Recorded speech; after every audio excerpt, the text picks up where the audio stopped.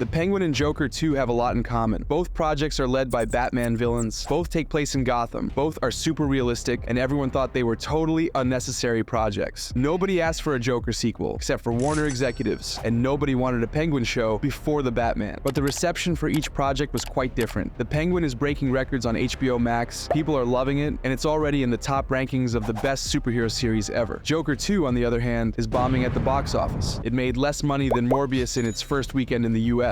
Critics hate it, comic book fans hate it, the fans of the first movie also hate it, and casual audiences didn't even want to see it. Everybody hates my guts. Today in Mr. Headcannon, we're going to explain the 4 reasons why the Penguin works and Joker 2 sucks. The first reason is the treatment the protagonist receives, which is completely different. This is super important, because if you don't like the protagonist, it's very hard to get into the story. But liking the protagonist doesn't mean you support them. The Penguin is a bad guy from the moment we meet him. He's a manipulative liar who deceives everyone. He's a mobster who shoots minors, kidnaps a boy to make him his slave, and would probably break an old lady's leg just to fulfill his dream of becoming a mafia boss. His goal from the first episode is to become the biggest gangster in Gotham and get all the citizens addicted to a new drug. He's evil! Sure, we see him dancing with his mom, and maybe he doesn't seem to be that bad, because he's surrounded by people who are even worse than him. But at no point do they try to redeem the character. This isn't a story about the Penguin becoming an anti-hero, nor do we discover that he was always a good person deep down. We can understand his goals and his view of life, but at no point do we want to be like the Penguin, and we can't justify his actions. He works perfectly as a villain, surrounded by even worse villains. Colin Farrell absolutely nails it, and his character is well built, so he's magnetic, even though we know he's evil. That doesn't happen in Joker 2. In the first movie, they already explained Arthur's origin story, how he went from being a failed, shy comedian who craved attention to a madman who enjoys hurting others. Just like with the Penguin, we understood his motivations, but we didn't support him. Arthur was a broken man seeking revenge on society because he blamed everyone else for his suffering. But that didn't justify killing a talk show host live on air. Of course not. The problem is that Joker 2 is ashamed of the first movie, so the protagonist's characterization is different. Now, we don't see Arthur as a confident person who enjoys doing evil. Instead, he's weak, doesn't tell jokes anymore, and feels guilty about everything he did. He doesn't kill anyone in the entire movie. He's not intimidating. We don't see him taking over the city. And in the end, he says the Joker wasn't even real. He's actually happy when they declare him guilty, because he feels that's what he deserves. In Joker 2, Arthur doesn't act like a villain anymore. He's a pathetic, skinny guy who tries to make us feel sorry for him, but at the same time, the movie constantly reminds us that he's a bad person and that we shouldn't relate to him. He doesn't work as a villain, unlike the Penguin, and he doesn't have a redemption arc, because what he did in Joker 1 is unforgivable. One is a great protagonist, and the other has terrible development. The second reason is how the Penguin and Joker 2 use their respective genres. The Penguin's producers know they're doing a crime drama, so they give us everything we expect from a crime drama. There are conspiracies, mobster talks, betrayals, deals gone wrong, chase scenes, corrupt cops, and we see what happens in Gotham streets. The whole story revolves around the Penguin's rise to power and how he gains influence in the criminal world. So the story is dark, the atmosphere is tense, and Gotham is portrayed as a dirty city beyond saving. Of course, there are some funny moments. Oswald isn't serious all the time. He cracks a dark joke now and then to break the tension, especially when he's with his driver. But we also get scenes like this one, where Oz loses control and we think he is going to kill this other mobster just because he said something he didn't like. He's a very dangerous man. The show is very similar to The Sopranos, which is one of the best crime drama series ever, except the Penguin adds nods to the comics, since it's set in a superhero universe. Joker 2 doesn't even know what it wants to be. Part of the movie is a straightforward drama, similar to the Penguin, but it's also a romance. It has songs, like a musical, and half the movie takes place in a courtroom, as if it wants to be a legal drama. But the film doesn't fully commit to any of these genres, and doesn't explore any of them well, unlike the Penguin. The dramatic moments are all the same. We see Arthur feeling sorry for himself for 2.5 hours. Plus, he endures all kinds of abuse, just like in the previous movie, but this time without the cathartic moments. Boring. The romantic subplot is also pretty weak. Arthur falls in love with Harley 2 seconds after meeting her, and their relationship doesn't have a significant impact on the story. In a nutshell, Arthur meets Harley Quinn. He feels renewed as soon as he falls in love with her. Harley dumps him because she's in love with the Joker, not Arthur, and Arthur goes back to Arkham. Nothing changes. I admit the actors have chemistry because they're both excellent and do their best with the material they're given, but their relationship isn't explored well enough to say Joker 2 handles romance well. The Batman animated series does this 10 10 times better, and even Harleen handles this topic in a more interesting way. And it gets worse. This movie is partly a musical, a very risky decision because most people don't like musicals, but they could have used the songs to stand out from the first movie and explore Arthur and Harley's feelings. They could have made the most of Lady Gaga, who's won a couple of Oscars because she knows how to sing and dance really well. Now, it's a musical. But since Todd Phillips knew the box office might tank once they announced it would be a musical, they made all the songs short, and the characters don't start singing until half an hour into the movie.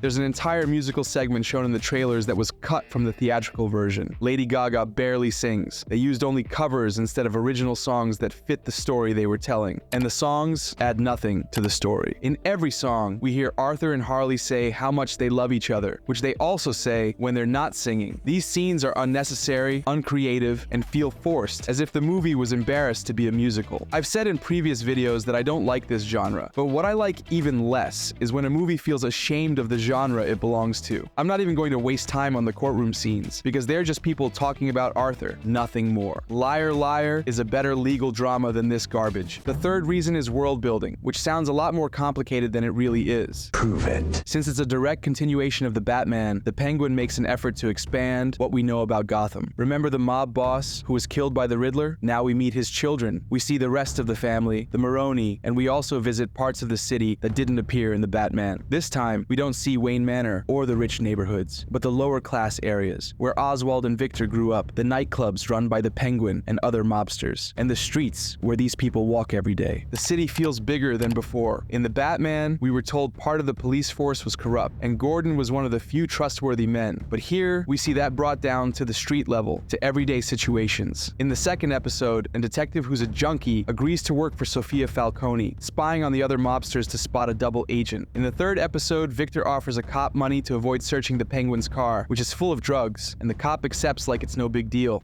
Disgrace. We see what life is like in the slums, and what it's like to be surrounded by addicts. Before the Riddler flooded the city, Victor met with his friends on a rooftop, but he didn't count on one of his friend's cousins being a dealer. The guy just showed up like it was no big deal because that type of thing is normalized in Gotham. We didn't see that in the Batman because there wasn't enough time to show those situations. But Matt Reeves' universe feels bigger now. I know everyone says this, but Gotham feels like a real city with real people. In Joker 2, none of this happens. It feels like they went out of their way to make sure we learn nothing about the place we're in. The movie feels much smaller than the first one, even though it had a $200 million budget. We only see two places in the entire movie, Arkham and the courtroom. That's it. In the final minutes, we see Arthur running on the street, and we revisit the staircase where he danced in Joker 1, but 99% of the movie happens in two locations. Some might say this is intentional. Since Arthur is imprisoned, it makes sense that we feel trapped with a constant sense of claustrophobia, and that we only feel free during the musical segments, which happen in Arthur's mind. But it all feels like a lack of creativity, as if they spent all the money paying Todd Phillips and Joaquin Phoenix to return for this sequel. Can you believe they don't even mention the word Gotham? Not once, not one time! It's like Todd Phillips wanted to distance himself as much as possible from the Batman mythos, so no one could say it's a bad superhero movie, because he doesn't even consider it a superhero movie. It's not just ashamed of the first movie and ashamed of being a musical, it's also ashamed of the source material. I know Harvey Dent shows up, but that adds nothing. It could have been any other lawyer, and it would have been the same. If they hadn't said his name, he could have been just another person. In fact, they mess with the canon, because it makes no sense for Harvey Dent to get his face scarred decades before Bruce Wayne becomes Batman. That doesn't make any sense. The biggest problem with this is that it ends up being contradictory. In the final scene, we witness the birth of a new Joker, who bears scars similar to Heath Ledger's version of the character. Why make a nod to another franchise if you wanted to distance yourself from everything that happened before? Oh, it must be because everyone loves that version of the Joker, and Phillips wanted to connect this sequel to something good, so the reviews wouldn't be as negative. The key difference is this. The Penguin complements the Batman, making Matt Reeves' universe feel bigger. Joker 2 makes Todd Phillips' universe feel even smaller than it already was, despite adding more characters, better actors, and a bigger budget. And now we come to the fourth reason, the most important one, the message each project delivers. Maybe this seems silly because it's not mandatory for supervillain stories to touch on social issues, but these types of characters work really well to explore the structural problems in our society. If society were perfect, characters like this Joker or this Penguin wouldn't exist. They're not people born evil. They say they feel forced to do evil because the world is a horrible place, and their circumstances push them to be evil. Of course, they could have made different choices, but they're interesting characters because deep down, they reflect who we might become if we made the wrong choices. That is very profound. In the third episode of the show, Oswald explains to Victor that the world sucks. There are no good and bad people, only people who do what they have to in order to get the life they deserve. Oswald doesn't see himself as one of the good guys, but as a fighter doing everything he can to get a piece of the pie. He knows there are much more powerful and wealthy people who became powerful and wealthy by stealing from others. But Oz isn't a vigilante like Batman. He doesn't want to create a better world. He provides an accurate diagnosis of the system we live in, but his solution is entirely individualistic, based on a survival of the fittest mentality. It's not a perfect solution, but at least the issue is being addressed. And even though the guy's evil, we get the feeling that he's got a point. Also in the third episode, Victor has the chance to leave for another city with his ex-girlfriend and start a new life, but he's got nothing left. His family died because of the Riddler. He has no job, didn't finish studying. He's got absolutely nothing, but he's ambitious, just like Oswald. He decides to stay in Gotham and help the Penguin because he wants to be one of the few who managed to climb the social ladder. His new life is dangerous, and there's no guarantee he'll succeed. He'll be in constant danger, and it's likely that he or Oz will die before reaching their goals, but he'd rather take that risk than stay stuck in a horrible life. Plus, a blonde girl flirted with him, so he forgot about his ex pretty quickly. I'm very happy we're gonna have all the sex. Victor doesn't consider himself a bad person, but such terrible things happened to him in such a horrible city that he's now willing to work with mobsters to try and have a better life. If the police had stopped the Riddler before he flooded the city, he wouldn't be the Penguin's assistant. If the local authorities had done something to help him after his family's death, his life would have been different. We don't get a heavy-handed moral lesson, but the messages are there if you want to see them. In Joker 2, there's absolutely nothing. It's strange, because that was one of the strengths of the first movie. There, they talked about mental illness, how the world sees these types of patients, how hard their lives are, how you can spark a revolution even without meaning to, and how we can respond very violently when we feel oppressed. There are a million things to analyze, like how alienated we feel every day, how rapidly violence can spread, and the use of symbols to convince people to join a social movement. Boring. But in this second movie, it seems like Todd Phillips chickened out and didn't want to get his hands dirty. They don't talk about mental illness, or if we should take responsibility for our actions, or what happens to a social movement after its leader falls. The only thing I can take away from the movie is that some mental institution guards are actually worse than the patients. They seek positions of power where they can take advantage of others. But that's it, and I don't know about you, but that's not enough for me. If the first movie hadn't touched on these topics, this point wouldn't even exist. But since Joker 2 is so bad, it's hard to find anything good in it. If at least it addressed interesting themes like the Penguin does and delivered a strong message, I could have given it a few more points because it would have sparked conversation and made us think. They could have used their characters to tell something, but that didn't happen. Maybe Todd Phillips wanted to do something groundbreaking with the ending, and we just didn't get it. Or maybe he made one of the worst endings in movie history. We tell you all about that ending in this video over here. That's crap.